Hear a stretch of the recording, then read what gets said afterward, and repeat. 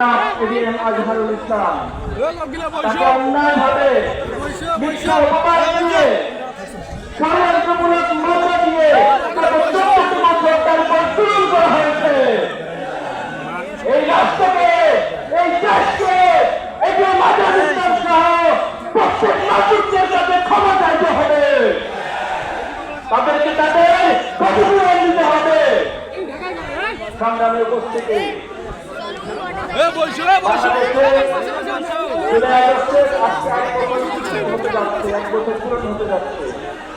আপনাদের কাছে আমার প্রশ্ন, আমরা কি আকাঙ্ক্ষিত বাংলাদেশ সেটাকে এখনো হাতে পেয়েছি? আমরা কি পেতে চাই? আজকে যারা ক্ষমতায় আছেন তাদেরকে আমরা পুরোপুরি ব্যক্ত করতে চাইব, কিন্তু তারা তাদের উদাসীনতা, তাদের অযোগ্যতা দিয়ে তারা বিপ্লবকে পালন করতে পারে না। আপনারা স্বাভাবিক কোন প্রক্রিয়ায় ক্ষমতা অধিষ্ঠিত হয়ে যায়। আপনারা আমার দেশে শত শত ছাত্র জনতার রক্তের উপরে ক্ষমতা অধিষ্ঠিত হয়েছে।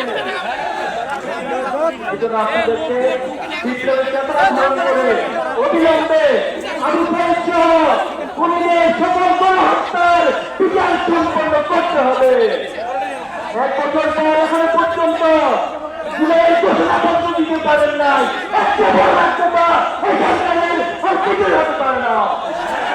আমরা বলতে চাই অনতিবিলম্বে জুলাই আগস্টে স্বীকৃতি দিয়ে, স্বীকৃতি দিয়ে, জুলাই আহ্বানকে স্বীকৃতি দিয়ে, জুলাই যোদ্ধাদেরকে স্বীকৃতি দিয়ে ঘোষণাপত্র প্রকাশ করতে হবে। এই রংপুরের জনপদ স্বাভাবিক জনপদ নয়, এই রংপুরের জনপদ শহীদের জনপদ।